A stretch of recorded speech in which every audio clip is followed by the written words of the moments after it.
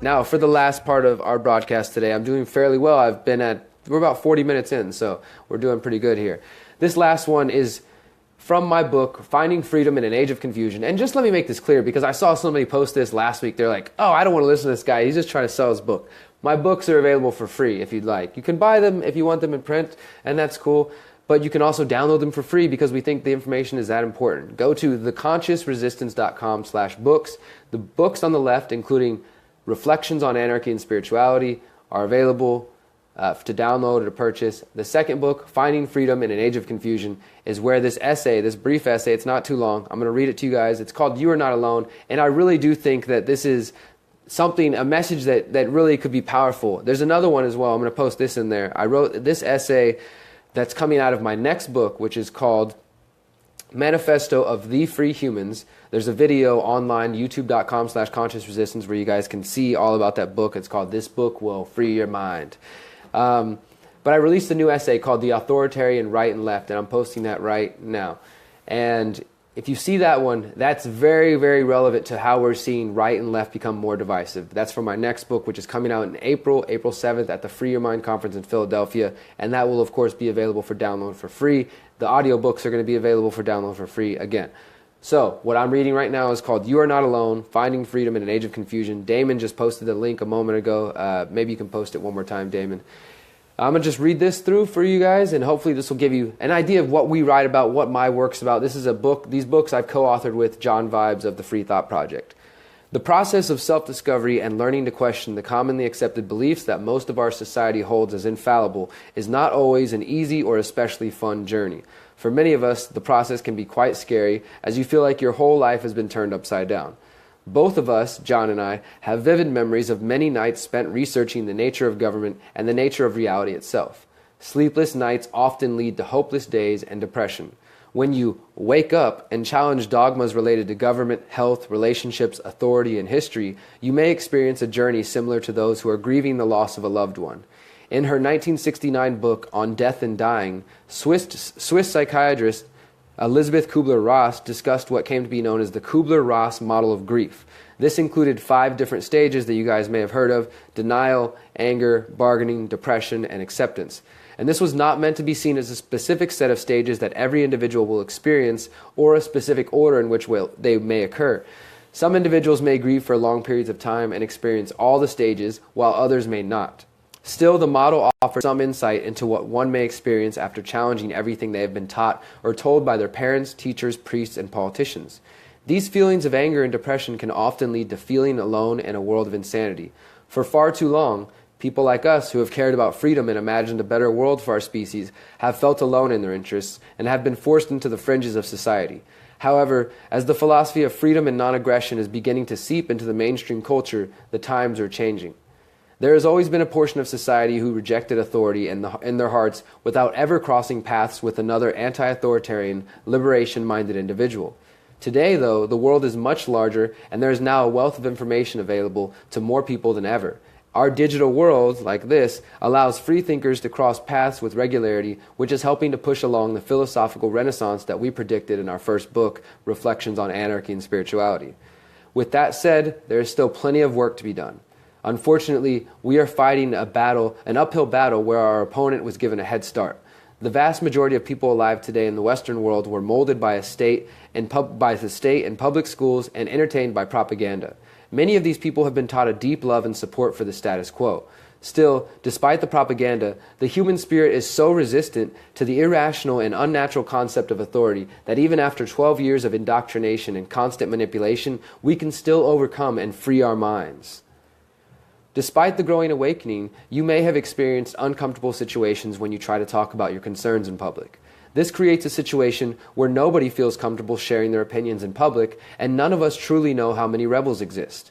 In reality, there are a lot more rebels out there than many people think, but many go unnoticed because human beings, we want to fit in, and often we avoid speaking about uncomfortable truths or ideas because we are trying to avoid being ostracized.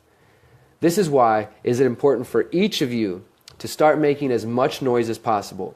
We must let all the other rebels know they are not alone and encourage them to come out of hiding. Deep down, we are all rebels, and the more people who step forward to admit it, the closer we will be to achieving freedom. We are all born rebels. This is our natural state. It is only after a lifetime of being beaten down by an insane culture that we have come to embrace insanity for the sake of convenience. Could it be possible that everyone out there is just pretending to go along with the status quo? It seems even those who wholeheartedly embrace society are still forced to use watered-down language and euphemisms to describe the world around them because the cold hard truth is simply too much to bear. As the state's failed and unsustainable practices become more obvious, the status quo will become less of a convenience for people, there's convenience again, and they will begin to open to new ideas more than ever, and the rebels will come out of hiding. These like-minded people are already all around you. Look around, find them, and the more open that you are about your own beliefs, the more open-minded people you will attract. This doesn't mean that it's a good idea to get in everybody's face and create awkward situations for yourself, but it would be a wise move to begin testing the waters with subtle hints about your newfound beliefs and see if anybody picks up. Find out who may be receptive to your ideas and who refuses to listen. If someone is genuinely not interested, do not force your views, as this will only create tension in your personal life. It's important to remember not to be resentful and hateful towards those who cannot or will not research the information that is hiding behind the curtain. Words like sheeple and statist quickly turn from descriptors of an ignorant person to a way to dismiss anyone who may not agree with your specific opinion or theory. We have to learn to accept people where they are and help those that we can. The goal, at least for me, is collective liberation through individual empowerment. So ultimately, it's up to each individual to carve their own path to freedom. Sometimes all we can do is plant seeds. Surely we're not the only ones out there who've noticed that the freedom and truth movements are quickly becoming polarized and divided, just like the mainstream political circles. What is absolutely important is to remain true to your individual principles, but it may not be the most productive action to immediately disregard anyone who doesn't see the world exactly as you see it. The truth is, we all have blind spots in our thinking, and we all have things to learn from other people. It is possible to have a friendly conversation with someone who sees the world completely different from you, without sacrificing your beliefs and without expecting them to sacrifice theirs. And this isn't to say that there are no right or wrong answers, because in many cases there are things which can be verified and proven, but standing on opposing ends of an issue and shoving ideas down each other's throat is how the Republicrats communicate, and it's not how free people should communicate with each other. For those of us who are standing outside of the political left and right mania, we see the stagnation and inefficiency that is caused by this sort of divisive approach to communication and problem solving. Debates in political circles are typically centered around attacking your opponent and showing off, instead of being focused on actually solving any of the problems at hand. This is one of the many reasons why the solutions to the world's problems will not come from governments as we know them today. We must recognize that a growing number of people throughout the world are becoming disgusted with the violence and subjugation that has become commonplace in society. We all come from different backgrounds, different environments, and different experiences. This information that has shaped our world differs from individual to individual, and we have all entered this movement with different preconceived notions about why we're in this mess and how to get out of it. And to some people, this seems like a dangerous and volatile situation, especially if you're used to seeing people with different opinions tear each other apart. But in reality, we believe that this is a beautiful gift that we should all embrace as we attempt to learn from each other. If we think of the global situation as a giant puzzle, we can describe all these different people and different viewpoints as a unique piece of the puzzle that is essential for its completion. Some of us may be conservative on certain issues and liberal on others. We may call ourselves voluntarists or libertarians, constitutionalists or anarchists. We may be socialists or futurists, communists or individualists. We may disagree on a range of ideas, but the bottom line is that we have a great deal to learn from one another. There is no way we are going to fight the mercantilist monster that stands before us if we don't respect one another's opinions and banish the idea that someone with a different opinion may actually have something valid to teach us. As freethinkers, we should celebrate the moment that we learn new information, even if that information may cause us to change our minds and feel differently about certain topics, especially if the information will cause us to change our minds. The ability to overcome one's own ego and humbly change your mind when presented with new information is the fundamental characteristic of a free thinker. Again, we want to be clear that this does not mean that you should go around agreeing with what everyone says or that you can't be firm in your own convictions. But it is just as important to remember that we are all in this fight to solve problems and reduce the level of accepted violence. We are not here to break each other down and further divide our world. We are here to teach, learn, and build a better world. Engaging in debates with people who are deeply entrenched in their own worldview may have some importance and value, but you will be disappointed if you expect to find like-minded people through this process. That's not to say that you shouldn't associate or discuss philosophy with people who disagree with you, because you absolutely should. But the more often we interact and connect with each other and our brothers and sisters of similar worldview and goals, the more we contribute to a paradigm shift of hearts and minds.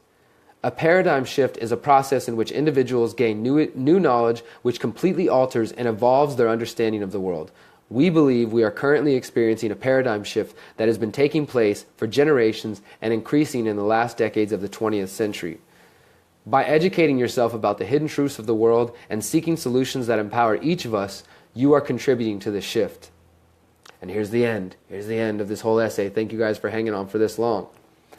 As the state continues its death march and eventual collapse, it will become increasingly important to build communities in the digital and physical worlds. Together, we can educate each other and create solutions which will put an end to systematic oppression and allow the human spirit to flourish. Boom. All right, that essay is called You Are Not Alone. It's from my book, Finding Freedom in an Age of Confusion. And check that out. Please read it, read the whole book, download it. Like I said, it's for free.